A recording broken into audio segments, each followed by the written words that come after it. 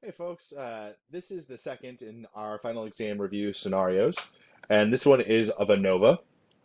And so what we're going to be doing here is we're going to be looking at a test where what we're going to do is we're going to compare two or more means. Now, in fact, oftentimes we'll just use the t-test because it's a bit more sensitive in order to compare two or more two means. And so really what we're saying is if we have three or more categories, three or more groups, and we want to compare their averages or their means. So let's take a look. You work for the Acme Nail Company. It matters a lot that the size of the nails that you make are consistently the same size. You have three nail making machines. You take samples from each nail machine and measure the size of the nails. You run the test and you get the following box plot.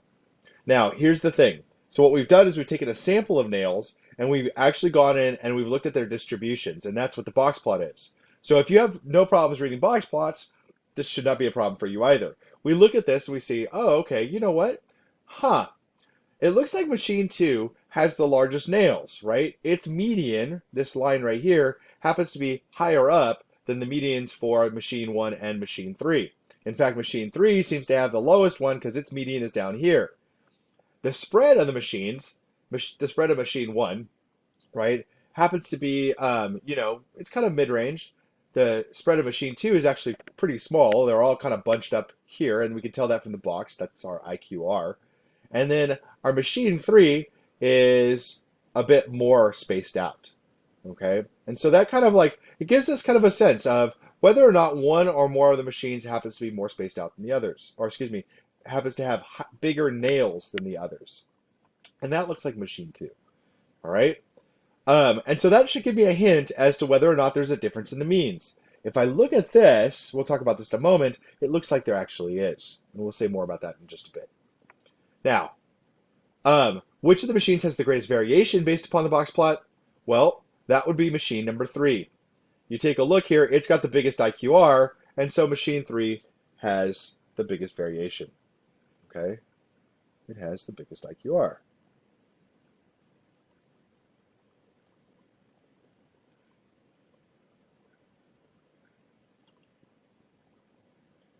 Now, we get these following statistics, and right here, this is all the information about the individual values. I can see that the mean for machine 1 is 1.45, the mean for machine 2 is 1.66, and the mean for machine 3 is 1.209, or 1.21. Well, it appears that machine 2 has a larger nail, but it's like 66 millimeters difference, or excuse me, it's like zero point 0.2 millimeters difference. Is that a lot? Is that a big enough difference for us to actually say that there are differences in these means? Who knows? That's why we're going to test this. Then I go in, I get a test statistic, and we'll talk about what this test statistic is in just a moment. I get 21.23. Is that big? Is that really big? Okay. And then I get a p-value, and it's less than 0.0001. Yeah. Okay. Yep. It's pretty big. All right. That test statistic must be pretty big because our p-value is really small, and this is actually telling me right away I know that there's a difference in the means, right? I've got a difference in the mean nail size. In fact, machine 2 much bigger than the other two. Okay, and that's just because the p-value, right? We always know that if p is less than alpha, right? P is less than a significance level, then we're going to be rejecting the null hypothesis. All right, so given if we just say, all right, well, if alpha is equal to 0.05, right, my p-value is a lot less than that alpha. All right, now let's go in and let's say what kind of questions would you be asked and would you actually have to know? The first is what test should be run. So I'm comparing three or more means, right? So that's an ANOVA. I will use ANOVA because I am comparing three or more means.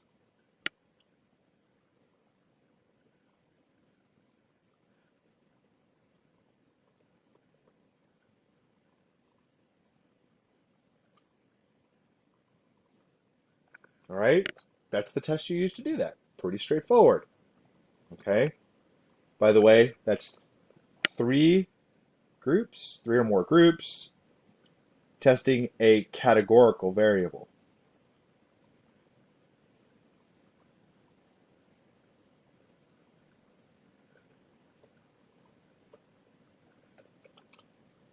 Then I want to state the null and alternative hypothesis. in words and symbols. Okay? So the null hypothesis for an ANOVA is there is no difference, or is actually in symbols, we're going to say these three, mu1 will equal mu2 will equal mu3. If you notice, that means that all three of the means for all three of the groups, machine 1, machine 2, and machine 3, are all the same. The mu is the mean, remember? Okay? H1 is to state that there is at least one mean nail size that is different. So we don't know which one is different by the test. We'll be able to tell basically looking at our data, all right? But there is at least one mean nail size that is different, all right? So not all three are the same. Then my H naught is the mean nail sizes are all the same. That's my sentence.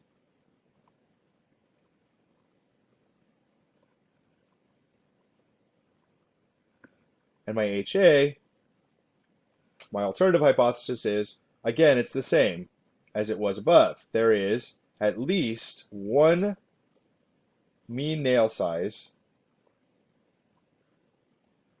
that is different.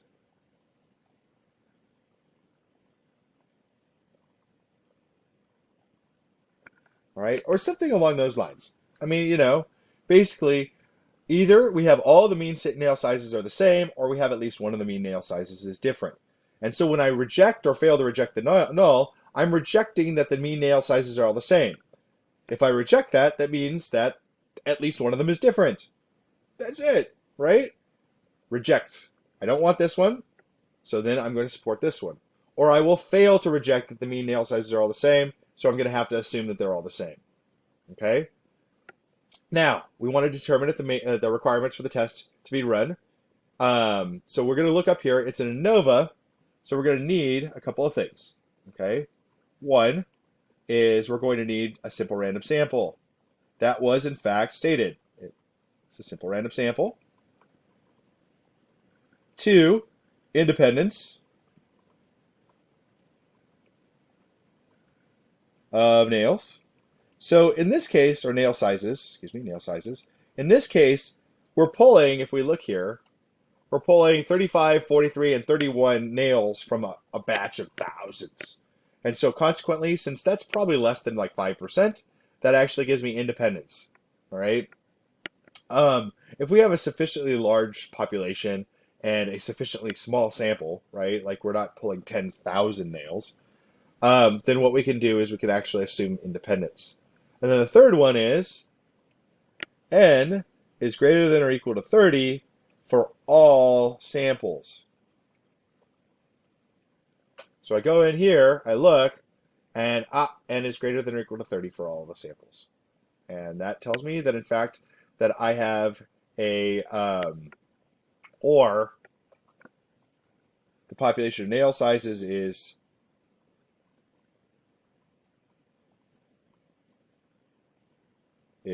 normal. That's the second one. We could have that. Or in the sample, the nail sizes look normal, right? Or look approximately normal. So there is no outliers, no nothing like that. Nothing, no giant nail that ended up in one of the samples. Okay? No outliers. So if we have one of those three things, right, we only need, right, or we only need one of them, plus the independence of nail sizes and the simple random sample, and then that will actually tell us that we have fulfilled our requirements. Okay? Now if I go in, I'm going to notice n is greater than 30 for all of them. We're good to go. All right? We could actually run the test. Okay? Now, according to the box plot, does it appear that there is a difference in the mean value of the nail sizes? Explain how you know. So I go in here and I look at the box plot, and in the box plot, what I notice is that for machine 1, okay, first we talked about these medians. The median, okay, for machine 2 is much higher than the median for the machine 1 and 3, okay? Not only that, that median is not within the IQR for either machine 3 or machine 2. So if you look here, we've got these expanses, right? And this median is in fact above the normal range sizes for machine 1 and machine 2. So what that says, that since the median for machine 2 is outside the box plots, the boxes for 1 and 3, that average appears different. And how we state that, okay, is we state that by saying that there is no overlap in one of the boxes. This entire box here is outside of the box for machine 1 and machine 3, right? The distribution here, totally different. No overlap in the boxes. Okay, so I'm actually going to write that. That's kind of the idea, right? Yes, machine 2 has its box completely outside of the IQRs for machine 1 and machine 3.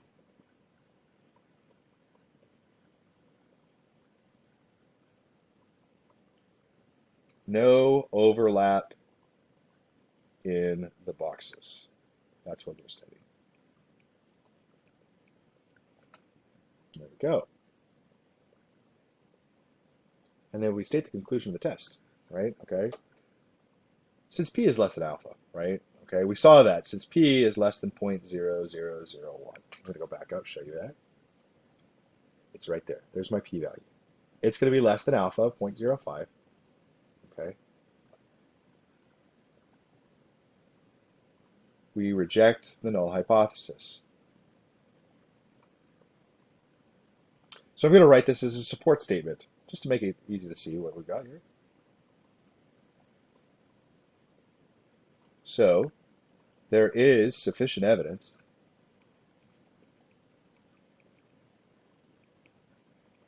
to conclude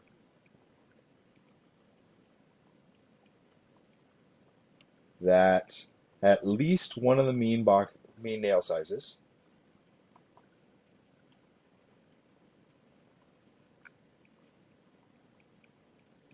is different.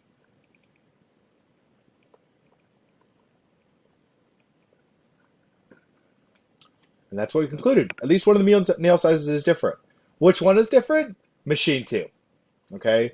How did we see that? We saw that machine 2 has its box completely outside of the IQRs for machine 1 and machine 3. Okay? And since we rejected the null hypothesis, we now have statistically significant evidence that that one is, in fact, the different one. Okay? Yes. Machine 2 makes the largest nails by a statistically significant margin. Okay? So, if I didn't reject the null hypothesis, then I would actually be able to say, I would not be able to say that machine 2, in fact, made the largest nails.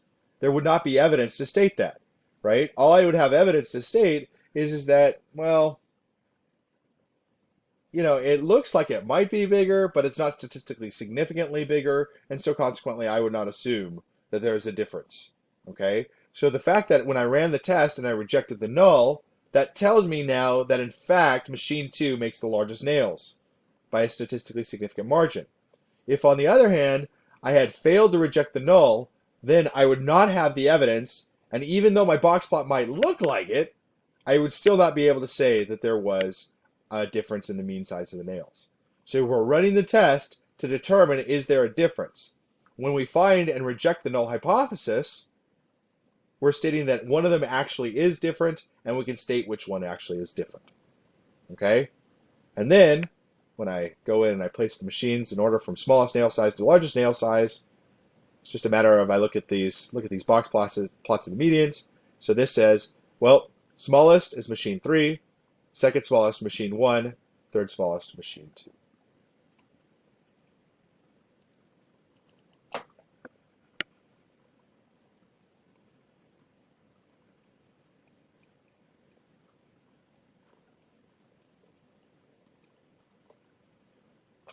All right. So when I'm comparing the averages for 3 or more groups, I've got 3 groups in this case, and I'm comparing their averages. What I'm doing is running something called an Anova.